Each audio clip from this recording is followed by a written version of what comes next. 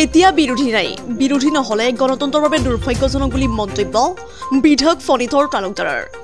বৰপেটা লোকসভা সমষ্টিত দুলু আহমেদ আৰু মনোৰঞ্জন তালুকদাৰৰ প্ৰত্যাহ্বান বিধায়কগৰাকীৰ। বিৰোধী শক্তিশালী হলেহে যুদ্ধ কৰি ভাল লাগে বুলি মন্তব্য। 16টা দলে 14টা সমষ্টিত প্ৰাৰ্থী কেনেকৈ দিব? ভূপেন বৰাকে 13টা সমষ্টি লাগে বুলি বিৰোধীক তীব্ৰ সমালোচনা। এনেকৈ হলে বিৰোধী ঐক্যমঞ্চ নাথাকিব।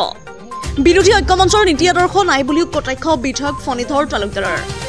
আজি বাক্সাৰ হালবাৰীৰ সমীপৰ হলংবাৰীত এটা পকী পথৰ আধাৰশিলা স্থাপন কৰি এনেদৰে কেইবাটাও মন্তব্য আগবঢ়ায় বিধায়কগৰাকীয়ে।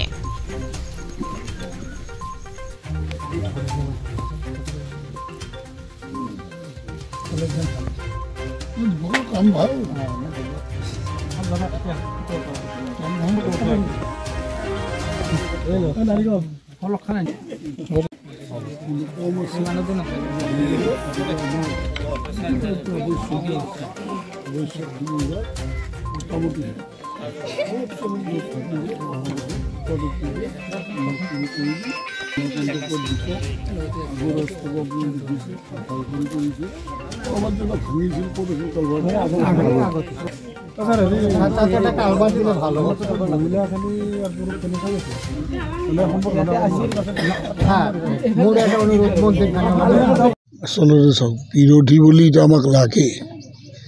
এতিয়া 11টা সমষ্টিত আমাৰ আপোনালোকে জানে আটাই জানে বিৰোধীয়ে নাই। বিৰোধী নোহোৱাটো এটা গণতন্ত্ৰৰ কাৰণে দুৰ্ভাগ্যজনক কথা। শক্তিশালী বিৰোধী হ'লে গণতন্ত্ৰ শক্তিশালী হয়। গতিকে আমি দুলু আহমেদকো প্ৰত্যাহ্বান জনাইছোঁ, আমাৰ মনোৰঞ্জন তালুকদাৰকো আমি আহ্বান জনাইছোঁ যে শক্তিশালী বিৰোধী হিচাপে থিয় দিয়ক তেওঁলোকে, আৰু আমি তাত আমাৰ শক্তি প্ৰদৰ্শন কৰিম আৰু তেতিয়া আমাৰ যুদ্ধ কৰি অলপ ভাল লাগে। 16টা তাহাঁতে দল লগ হোৱা বুলি কয়, সঁচা নে মিছা? প্ৰাৰ্থী দিব পাৰোঁ 14জন, কংগ্ৰেছকে লাগে 13জন। গতিকে ক'ত থাকিব? সংঘাত বোলা বস্তুটো নাই, যাৰ নীতি আদৰ্শৰ লগত মিলে নাই। গতিকে কেনেকৈ দল হ'ব, কেনেকৈ বন্ধুত্ব কৰিব? তোমাৰ লগত মই বন্ধুত্ব দিলে খাদ্য, বস্ত্ৰ, বাসস্থান, ভাষা ইত্যাদিৰ কিছুমান মিল থাকিব লাগে। যদি মিলে নাই কেনেকৈ বন্ধুত্ব হ'ব? কোনটো দলৰ লগত কাৰ মিল আছে নীতি আদৰ্শৰ? নীতি আদৰ্শবিহীনভাৱে কাৰোবাৰ বন্ধুত্ব কৰিব পাৰে নেকি?